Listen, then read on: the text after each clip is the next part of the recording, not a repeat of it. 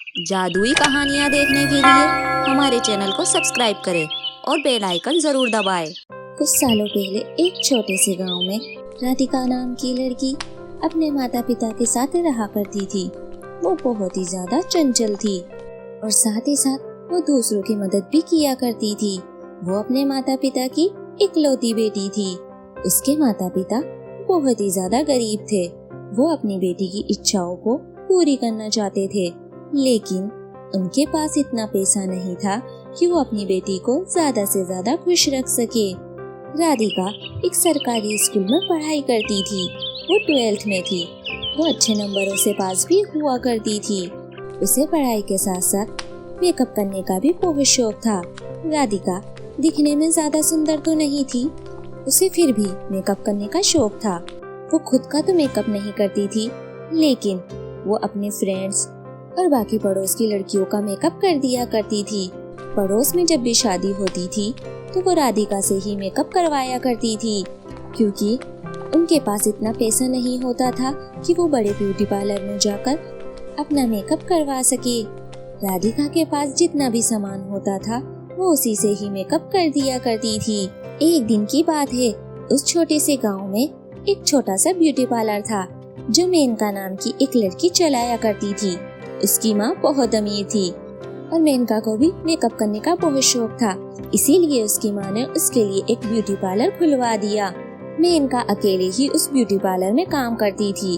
उसके कानों में ये खबर आई, राधिका नाम की एक लड़की को अच्छे से मेकअप करना आता है और उसे एक लड़की की जरूरत थी, इसीलिए वो राधिका के घर जाती है और वहाँ जाने के बाद वो उनका दरवाजा बजाती है। हेलो, घर में कोई है? मुझे किसी से बात करनी है। हेलो, हाँ जी बताइए, आपको किससे मिलना है? जी मुझे एक राधिका नाम की लड़की से मिलना है।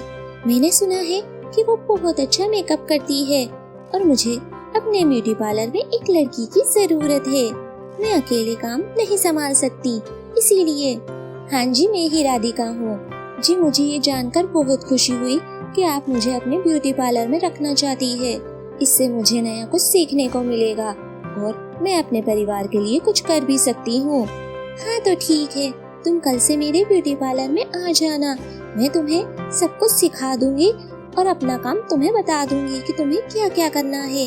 अगले ही दिन से राधिका मेनका की ब्यूटी पार्लर में जाती है। वो सारा काम एक दिन में समझ जाती है और सब कुछ संभाल लेती है।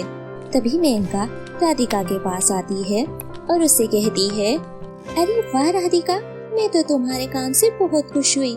तुमने तो एक दिन में ही सारा काम संभाल लिया है। राधिका अब रोज ही ऐसे आया करती थी और ब्यूटी पार्लर में आने वाले सभी उसके काम से बहुत खुश होते थे। धीरे धीरे मेनका राधिका से जलने लगती है, क्योंकि ग्राहक जब भी आते सिर्फ राधिका के बारे में ही पूछा करते थे और उसी से ही मेकअप करवाना चाहते थे।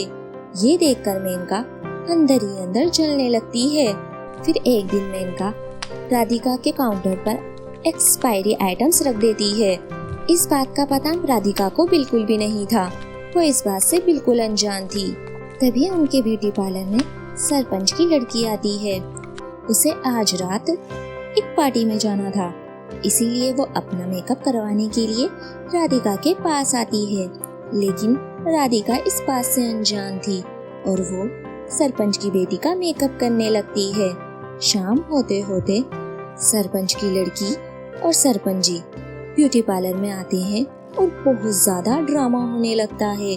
पापा, पापा यही है वो लड़की जिसने मेरा मेकअप किया है, मेरा पूरा चेहरा ही बिगाड़ दिया।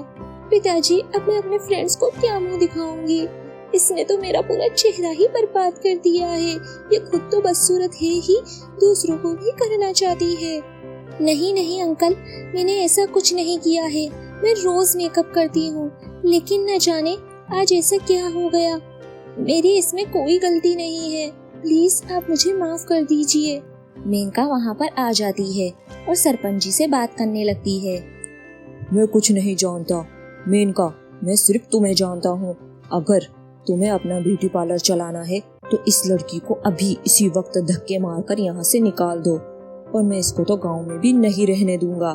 बेचारी राधिका उसे धक्के मारकर पार्लर से निकाल दिया जाता है। वो रोती रोती घर भी नहीं जाती है। वो इतनी उदास थी कि उसे पता भी नहीं था कि वो कहाँ जा रही है। तभी रास्ते में एक छोटी सी लड़की थी। उसे बहुत तेज चोट लगी हुई थी। राधिका उसके पास जाती है और उसकी मदद करती है। दीदी दीदी, आपका बहुत बहुत शुक्रिया। यहाँ पर आने वाले जाने वालों ने मेरी बिल्कुल भी मदद नहीं की है। आप कितनी अच्छी हैं। वो तो ठीक है बेटा, लेकिन आप कहाँ रहते हो और ऐसे अकेले क्यों भटक रहे हो?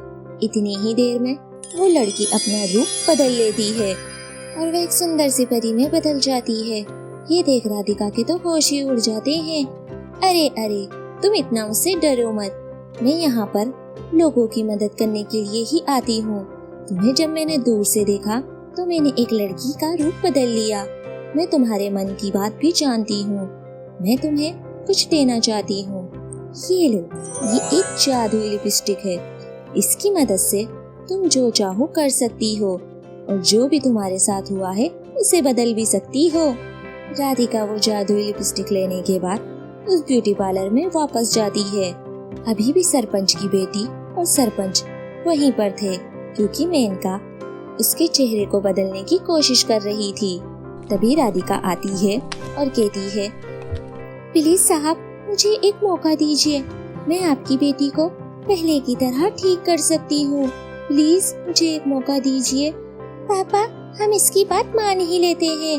वैसे भी मैंने सुना है ये बहुत अच्छा मेकअप करती है और आज तक इसकी कोई शिकायत नहीं आई है। हमें इसे एक मौका देना चाहिए।